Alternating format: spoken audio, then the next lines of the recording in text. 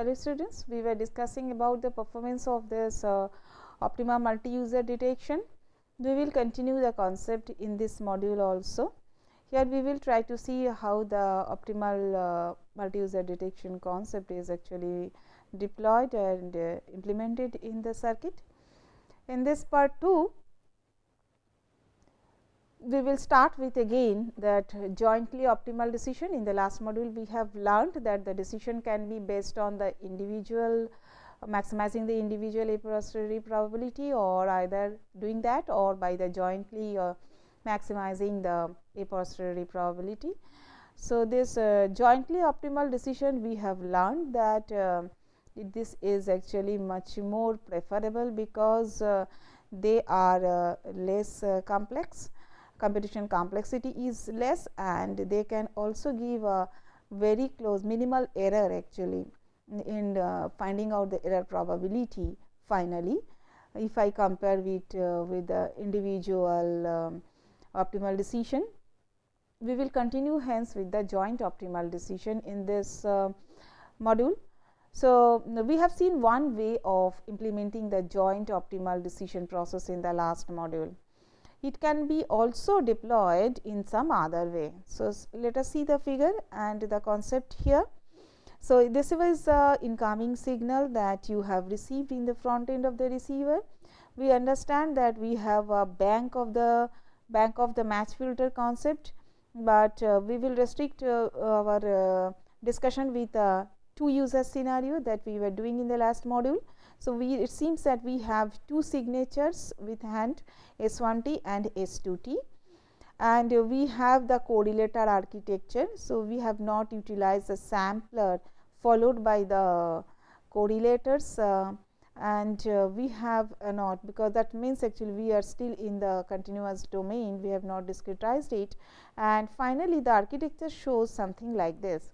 So, see the signature S1T is actually getting multiplied with the incoming signal in the upper path generating Y1. S2T is getting multiplied with the lower part with the YT and generating the signal Y2T. And remember, we assumed that the two user signals are synchronized. So, it is a synchronized channel. And then what we are doing additively in this structure in the receiver is also S1T and S2T are getting multiplied also here, and that means the incoming. So, here S1T S2T multiplication is basically an integration over this duration is basically generating that cross correlation factor rho, and once this cross correlation factor is coming here, we understand that we have an estimated value of A1 and A2 associated with the two signals transmitted by the two different users. So, Y1 will be multiplied here with this A1, A2 will be multiplied with Y2 in the lower zone, but also this A1 A2 will be multiplied by this cross correlation factor rho in between. These are the sum of the factor, some mathematical operation going on the top of this, and this is a multiplier. Finally, this architecture is finally giving you the estimate about the B1. So, we understood in the last module the estimate of the likelihood estimate, joint estimate of B1 comma B2 will be required if we try to go ahead with the joint optimal detection that will maximize the a posteriori joint a posteriori probability at the output. And here that is why our first task was to estimate the B1 and B2. This architecture will give you the estimate of B1. Similarly, actually by changing the variables, we can go ahead with estimating the B2. The expressions will be given like this. You have the B1 estimate will be given by A1 Y1 plus half of this A1 Y2 minus A1 A2 rho. It is a take a mod of it and subtract from is a half of this quantity. B2T so equivalently will be given by this. So, what finally we are seeing here is deployed. See here you have a A1 Y1 which is basically at the output here, and half of A2 Y2 minus this guy. So, this factor is getting generated here, this factor is getting generated here. So, this term, the plus a 2 y 2 minus a 1 a 2 into rho, that will be here, and this guy a 2 y 2 plus a 1 a 2 rho, it will be the two additive terms are getting generated here. So, then actually the term is basically this plus and minus will be simply added, and then I multiplied with the factors, corresponding factors of half, and this guy you are generating, it were adding with this a 1 y 1, and then it is a signum function basically taking care of actually and telling you this after this addition whether the value is positive or negative. So, that is the estimate about the B 1. So, the whole architecture is implemented in this way, and equivalently with B 2 we can generate it by generating taking the a 2 y 2 and just reversing the variables. Instead of a 2 y 2 I am using here a 1 y 1. But remember, it is important here to note that this received signal, whatever this received signal affects the optimal decision of this B 1 and B 2, they are actually where the variables are. If I see actually the whole expression of B 1 and B 2, I see that the terms like a 1, y and rho are coming. Nowhere the variance of the noise, I mean sigma, is nowhere coming out. So, the good part of this decision is joint optimal decision is, and this architecture is, that it will be depending upon your estimated value of a 1 a 2, that means received amplitude of each and every user, but it and also the cross correlation matrix, but it will never be dependent on the noise variance. So, you are getting rid of the noise effect, noise variance actually in the decision process. So, noise variance can never affect actually your decision process itself if you are following the joint optimal architecture. If it is an individually optimal decision, then let us see how does it go. Now, in this situation, since my B 1 is an a priori equally likely to be either plus 1 or minus 1. So, minimizing the individual, remember individual optimum decision always try to minimize the error probability of an individual user. So, when I am talking about B 1, so it will try to minimize the error probability of error of user 1, and hence the probability of error of B 1 not equal to B 1 hat. So, it is minimizing that error. So, it is a composite, that decision can be done by a composite hypothesis testing given by this x 1, x 2, x 3, x 4, where x 1, x 2, x 3, x 4 we have discussed earlier. They are the combination, the all possible 4 combinations of receiving plus 1 and minus 1, and it follows that this individually optimal decision, thus B 1 hat should be argument B 1 that belongs to minus 1 and plus 1. And that should, this B 1 hat should be estimated in such a fashion that it should maximize this guy, this bigger expression. Basically, actually this is a noise component, once again I expressed earlier, and this is the combined noise effect for the combinations of minus 1 or plus minus 1. And if you can select the B 1 hat in such a way that this whole expression is minimized, this is maximized, then fundamentally equivalently it will minimize the error probability. So, it means that you will be very close to the actual value of the B 1 transmitted, and hence the error probability will be minimized. And the straightforward algebra, if I try to put there, that will the individual optimal decision pattern, and the estimate will be B 1 estimate for the B 1 will be given by this. So, it is coming actually from the previous expression, and then with some straightforward calculations, and we are ending up with the estimate of the B 1 given by equation 1.11. So, this estimate for this individually optimal decision can be implemented actually in circuit like the figure given in figure 2. What we are doing, we are taking the same signal S 1 t S 2 t multiplication is done. So, you have generated y 1 rho and y 2 like the earlier case, because those 3 terms are heavily required. You have to also have in hand the estimates of the A 1 and A 2. So, you have the estimates. So, now this is just the combination of this A 1 y 2 plus A 1 A 2 rho that you have to generate. And remember this nonlinear function that is given here, Actually, this is given by the fact of this sigma square log of cos hyperbolic x by sigma square, which is coming here. So, this is the part that is implemented by this nonlinear function inside the equation, and multiplication of half is anywhere required here, the half factor is there. So, you are here, and finally, after adding these two and taking the applying the signum function, you will be getting the estimate of the B 1. So, this implementation of this equation of 1.11 that we have declared, we have decided and discussed. But remember one thing, what is the basic difference that we will now see between 1.11 and 1.10? See, here we are getting the parameters like a, y, rho and also sigma. So, the individual optimal decision is basically dependent on the noise variance.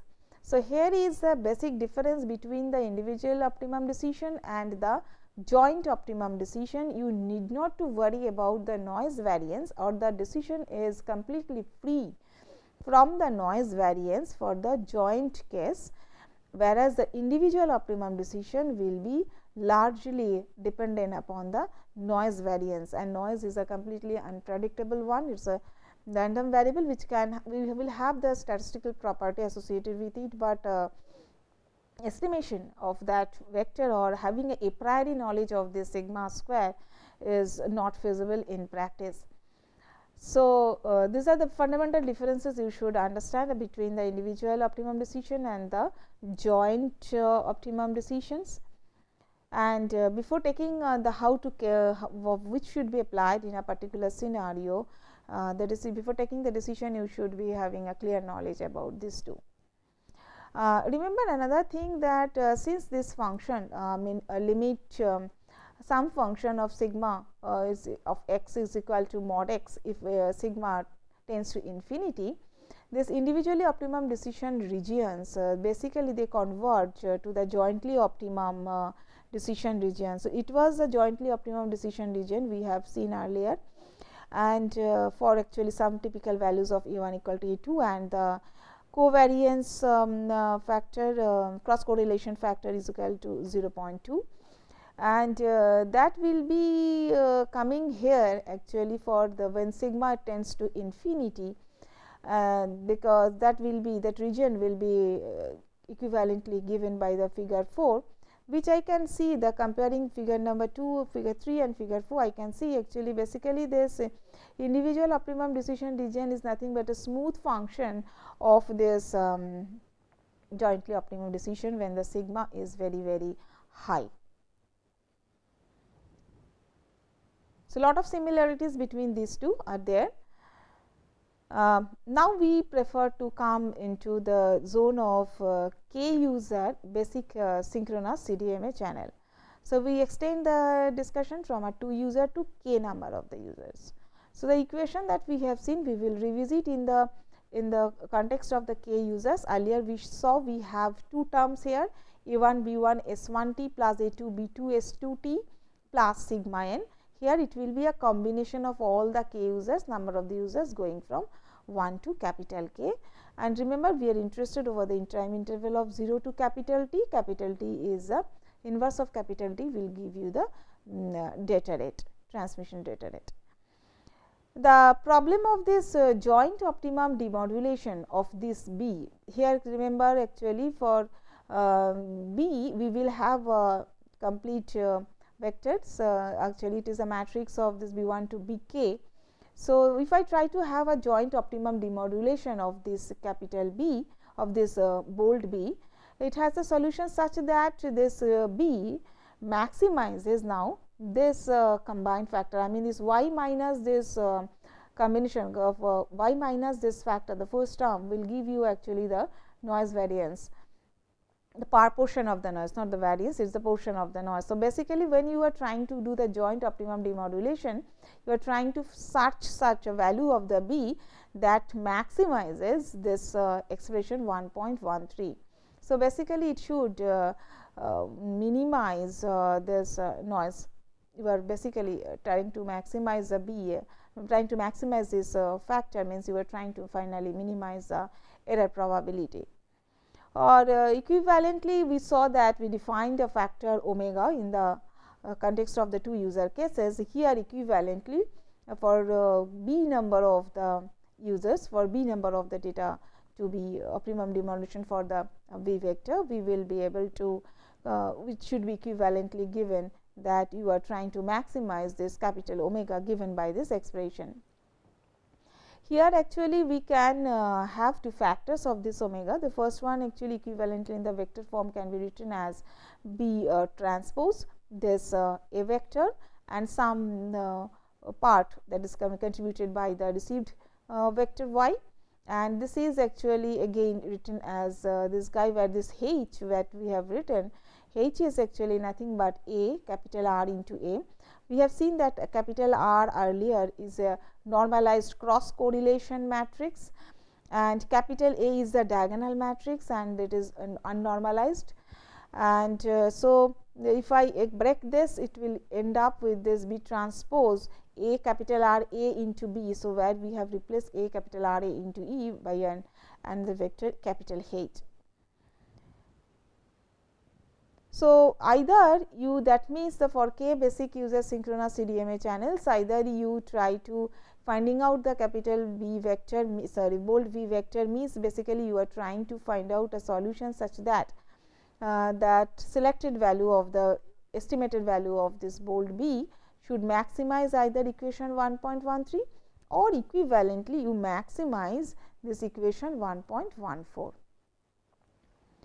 But remember one thing, this maximization of this 1.14, this is a combinatorial optimization problem, where actually and combinatorial optimization problems will have very high complexity associated with it, because some exhaustive search process actually is close to that is involved in the search mechanism itself in the combinatorial optimization. And so it may seem to us initially that this second process, I mean the equation 1.14 involves, it invokes actually very high computational complexity and it may not be feasible in practice to implement. But fact is that the first term, this B transpose A y, and the second term, this B transpose H b, that actually can be pre-computed and it can be stored in such a way that all values of, or the generation of the all values of this sigma b, it can be done first, and then in a we can form a tree structure such that actually it can take for each and every bit, it can take actually 2 to the power k number of the operations. So, remember one thing, whenever we design a detector and we try to understand the performance analysis of this detector, the efficiency of a detector will be always given by the complexity of detecting one bit given the total number of the bits. So, how good a detector is or how efficient a detector is always is given by the time complexity involved per bit detection, which is given by this expression of 2 to the power that the total complexity involved, I mean in the operation, how many number of the operations you are involving, given by the total number of the bits. And so, we will always talk about this is the time complexity involved in the detection of the bit. So, whether we can, what is this parameter at the output coming up for the output of this optimal detector is our point of the concern, where the efficiency of the detector we will be defining based on these parameter always. So, see actually there is no algorithm which is known for this optimal multi-user detection whose computational complexity is polynomial in the number of the users. And if all these cross correlations are the non-positive one, then this maximum likelihood decision it can be obtained by this time complexity per bit, where the operation number of the complex operations that are involved will be given by the number of the bits square. And the reason is that the maximization of this term to be transpose A y minus B transpose of this H b, which is involved here in the computation of this capital sigma b, it is equivalent to a well known problem in a combinatorial problem in such a situation. So, if we can guarantee that all the cross correlations are this non positive, if it is a non positive all the cross correlations, then actually then the maximum likelihood decisions will be, the complexity of this computation of this capital sigma b will be little bit it will be actually given by this k square. So, this is all about actually how to define a detector's efficiency and how do we understand it, and how to relate it actually with this k user basic synchronous CDMA channel case, where the expression is related to the maximization of the sigma b, whether it is feasible in practice or it is not. If it is there, okay, to understand that this is a combinatorial problem and it involves a huge complexity, and how we can reduce the complexity by a typical tree architecture. Now, let us go little bit more and let us construct a graph, a directed graph, where we understand that we are having certain nodes. All these nodes are corresponding to the number of users. So, we are having a users say from node number 0 to k plus 1, and all the nodes are 1 users, and there is a edge connecting the nodes there, we call them in the graph, they are the edge, and it actually basically. So, we have from 0 to say k plus 1 number of the nodes, these are the users and they are communicating with each other. So, these are the channels between the user number 0 to user number 1, and the capacity of these channels we have defined here. So, the capacity of a channel C I j actually will be either any four of it, any one of these 4 states, depending upon the conditions that are defined in this equation 1.16. And remember, we have introduced a new parameter gamma here, other terms are known to us, but this gamma is an arbitrary scalar quantity. And in this graph, once we actually put the nodes and construct the connection between them, then it forms a graph. And then let us understand that what is the meaning of a cart inside a graph. A cart is basically that which it is basically a cart that separates the node 0 and node k plus 1, and then the partition of the, basically it is a cart means a partition of the nodes over the graph. If that happens, then actually all the number of the nodes, the total number of the nodes, it can be written like this. So, it is the matrix I, which is the union of the 0 node, which is with the union of all the j nodes, union with the remaining k plus 1 number of the nodes, and their capacity will be of this cart can be written by the expression 1.17. From the graph theory it is coming. And so, the carts and the data vectors this b, they can be put in 1-to-1 correspondence by letting this small I here, by here this small I which belongs to this capital I and which is the subset of this 1 to k. So, if that cart is there, and then the carts and the data vectors capital B can have a 1-to-1 correspondence if and only if that B I is equal to plus 1. And with some correspondence, with this correspondence of this 1-to-1, and using this expression of this capacity allotment per age, and then we can actually come to an expression where the sigma b plus 4, the capacity and the combination of the capacity as well as this sigma b is equivalently can be written as this bigger expression.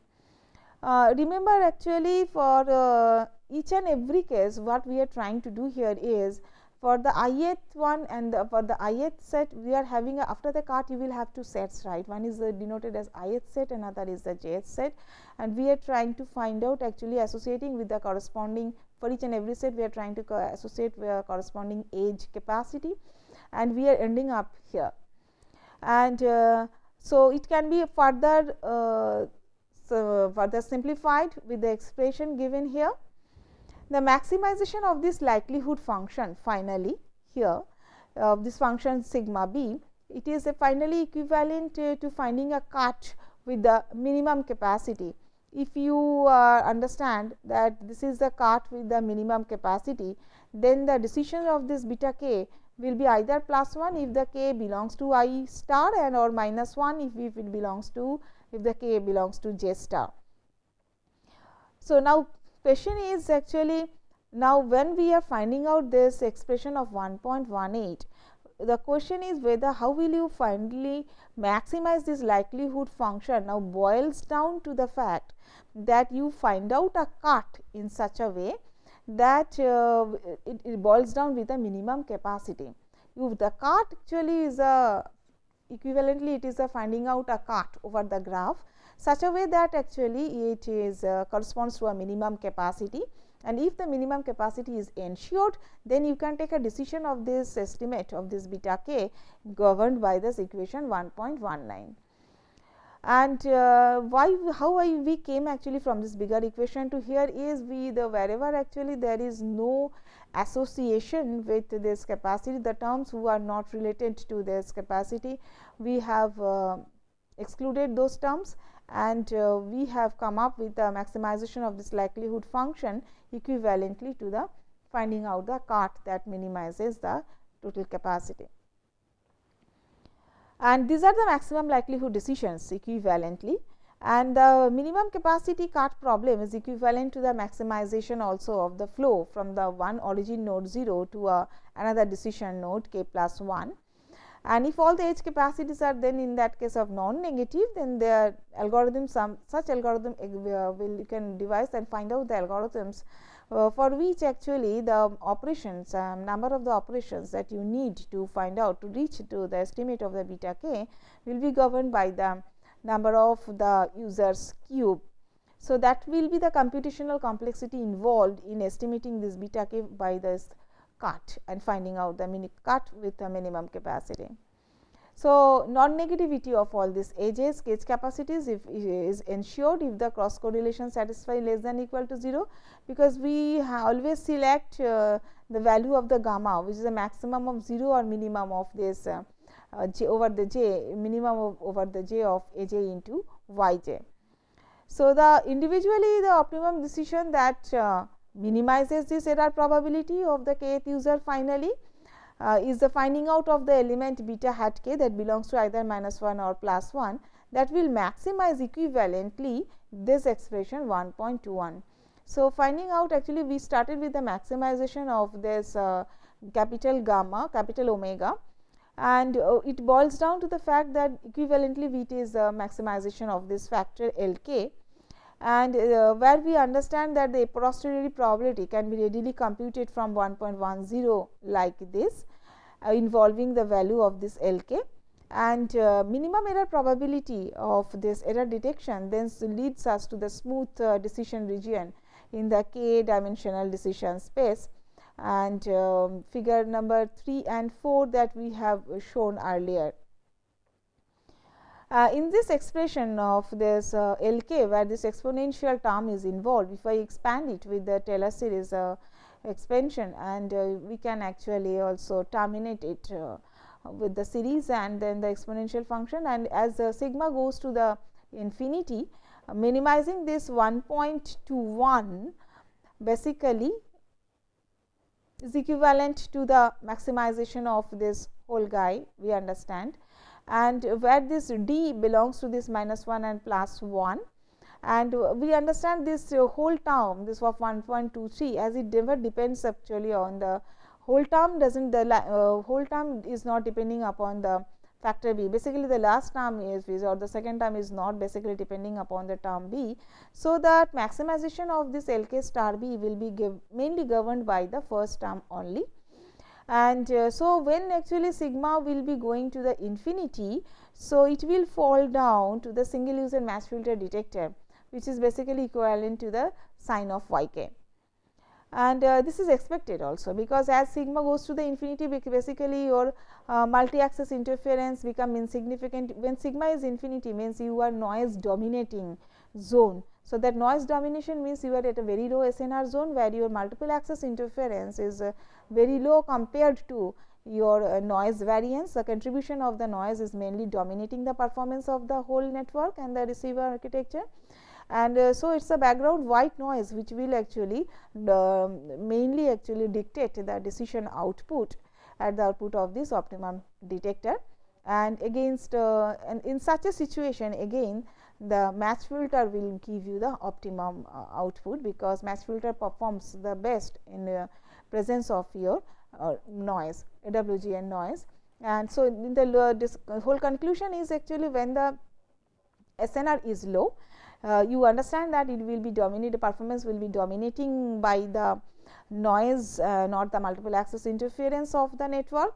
So, the match filter based detection will give you the optimum detection, and if it is not, you are in the higher zone of the SNRs where actually the multiple access interference will be dominating you, then actually the detection should be, is preferable to go ahead with a jointly optimal decision technique, and equivalently the formulation shows that you find out a beta hat following actually the maximization of this parameter given by 1.23. And if you can find out a beta that maximizes this expression 1.23, basically that is the value of the optimum value of beta B transmitted. So, that is the optimum detector structure in a higher SNR zone.